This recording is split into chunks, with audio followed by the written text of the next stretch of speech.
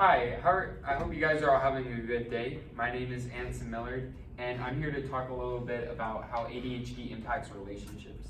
I think this is very important as ADHD can be very encompassing. It can almost make you feel like you're powerless in a lot of ways. And one way is in our relationships. So I feel like this is such an important issue because it's something I've had to deal with myself. Ever since elementary school, I've struggled with ADHD and focus, and it's been a big point of study for me. It's something I've looked into a lot to try and figure out how to better help myself with it. I did this a lot in high school. For my senior project, I researched the most effective ways to treat ADHD, and through one avenue, I started actually, without even realizing it, doing research for this. As a part of my senior project, we had to do a community outreach thing. So I started a focus group, I cleverly called, for children who studied with ADHD, or teens who studied with ADHD. And something I found when holding these meetings was that a lot of kids don't know how to communicate or struggle to communicate with their parents and their teachers about ADHD. And in a lot of circumstances, it impacted their social lives. And I thought that this was very sad because learning how to deal with ADHD was a big struggle for me. And it upsets me that other people have struggled to go through this, and some people haven't even managed to figure it out. So that's what led me down this avenue of trying to figure out how to figure this out. That was the spark. And I think it's important not only for people with ADHD, but also for people who have intimate connections with those with ADHD.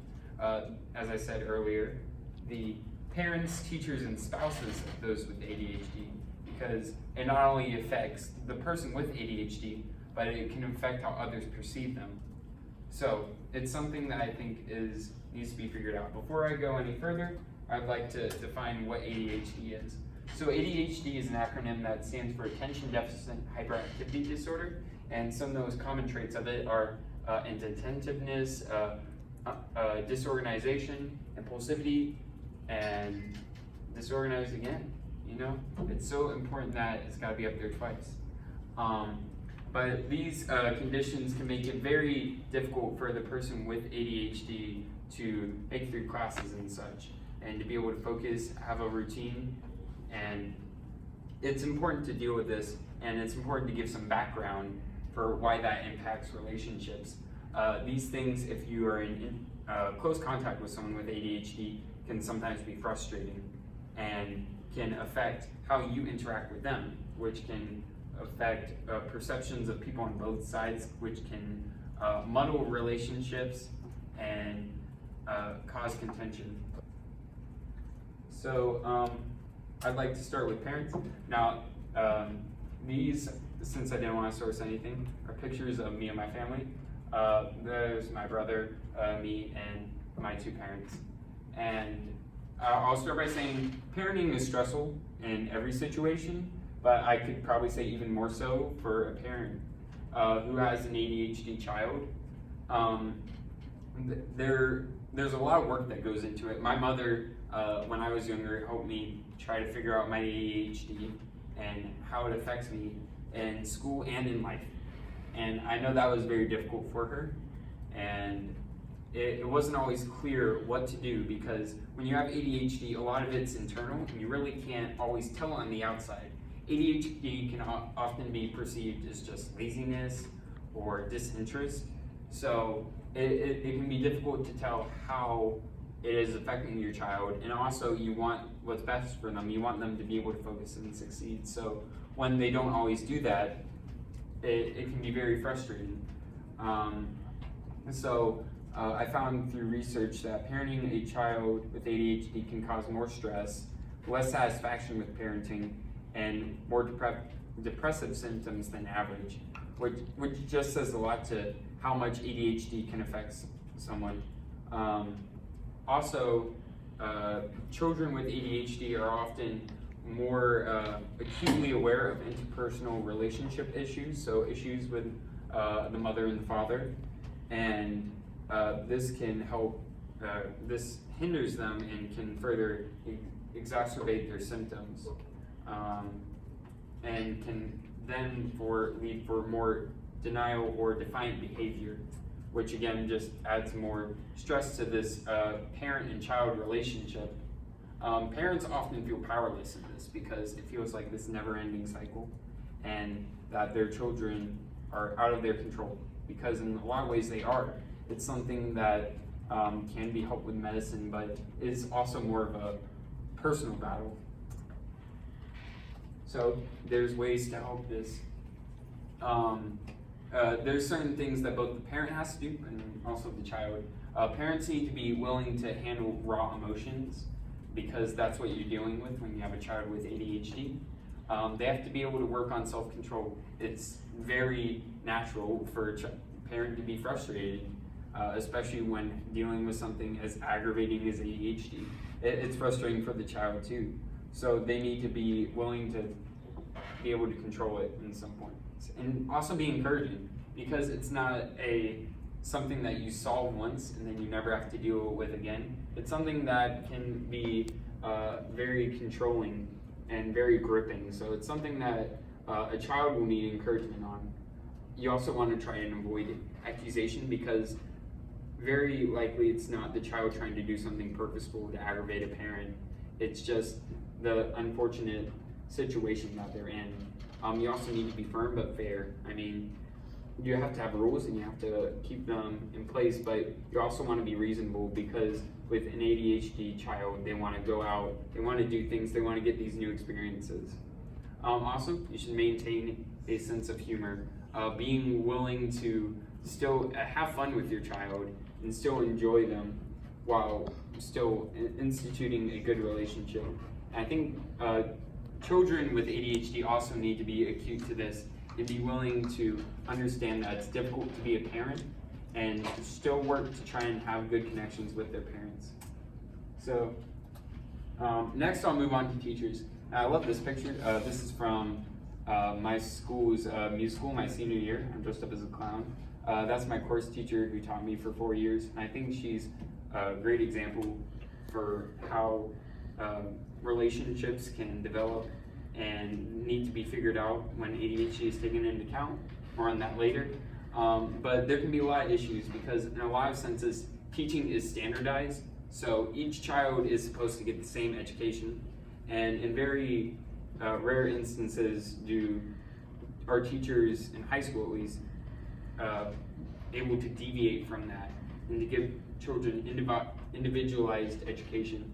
And again, not every teacher studies ADHD and how it plays a role in classrooms.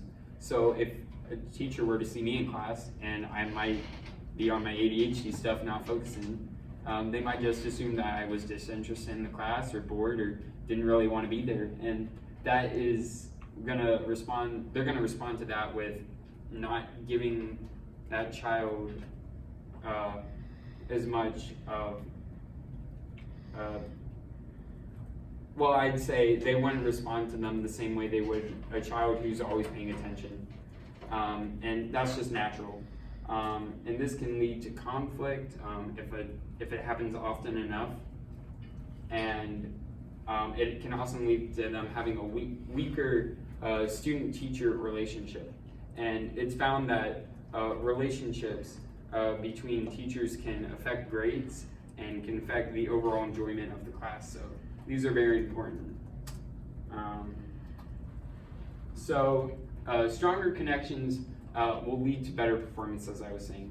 I think to help a child with ADHD, you have to be willing to adapt your teaching styles to be able to figure out how that child best learns and how to aid in their education. Again, I think my course teacher is a great example of this. She taught a lot of different classes for me. I think probably one of the most difficult one for her and for me was probably piano.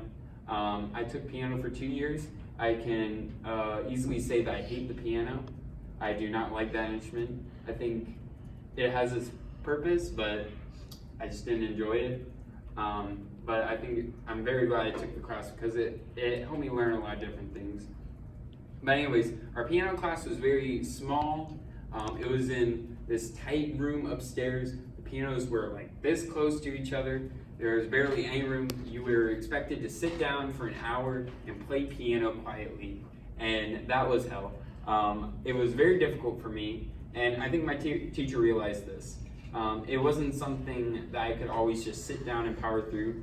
So she was able to notice this and would sometimes give me breaks. Like if she saw that I wasn't focusing, she'd either talk to me, try and figure out what was going on, or just say, Anson, go take a lap around the hallway to help me get focused. So I think that sort of adaptive style of teaching, to be able to realize how a child reacts to different environments, is very helpful and definitely helped me with piano. It's good to reduce conflict if you don't have to go off on a child, if you can just tell that they're unable to focus due to ADHD or another focus issue rather than just a lack of interest. So I think that's important. It's also important to be steadfast. I mean, again, as I was saying with parents, you need to have confidence in your actions and how you do things, but you also need to be fair. You also need to be concise because children with ADHD can't always handle a lot of different instructions, especially if it's long-winded, so I think it's important to be concise. And because I am not married, here is a picture of my mom and dad for spouses. But often in relationships, I noticed this even when I was dating in high school, it's very easy to fall into a parent-child dynamic where the person with ADHD is almost like a child to the person without ADHD. And this is like a system of micromanaging, feeling like the person with ADHD can be irresponsible or just wild, and it can lead to unnaturally the other person feeling responsible for them and trying to keep them in check, which can be frustrating for both parties. The person with ADHD, it feels like the person won't give you any space, won't let you act like how you naturally are. It can be very stifling. And for the person who doesn't have ADHD, it can feel like your partner's childlike and that they don't understand you, don't really care about you, because when you have ADHD, you got so many things going on in your head that can sometimes be difficult to think of others. So it can be very difficult. And when dealing with these, it's important to know that empathy is key, and that it's important to understand what the other person is feeling, not just the non-ADHD person understanding the ADHD person, but the other way around too, because it can be very difficult to get through these situations. So it's important to understand how the partner is feeling and to not let emotions control your conversations. When dealing with these issues and discussing how your ADHD affects other people, it's important not to become too angry or other things, just to let logic and reason be in the conversation. And it's important to show teamwork, because in a relationship it is about you and them and how you work together. So my final thoughts, I'm very glad I researched this, not just for myself but for other people, because coming through this I didn't realize how I had dealt with these myself. And maybe it was just because me growing up, maybe it's because I did focus on ADHD a lot, but I think it's important for other people to be aware of how ADHD affects relationships. A lot of the symptoms of ADHD can lend themselves to having issues in different relationships in our lives, but I don't think it has to be the deciding factor of how relationships will play out. As I showed you, there's a lot of different methods to manage relationships and to make improvements upon them. So I think this is applicable for anyone with ADHD, people who have connections with people with ADHD, or maybe even for just relationships in general. But anyways, thank you for your time.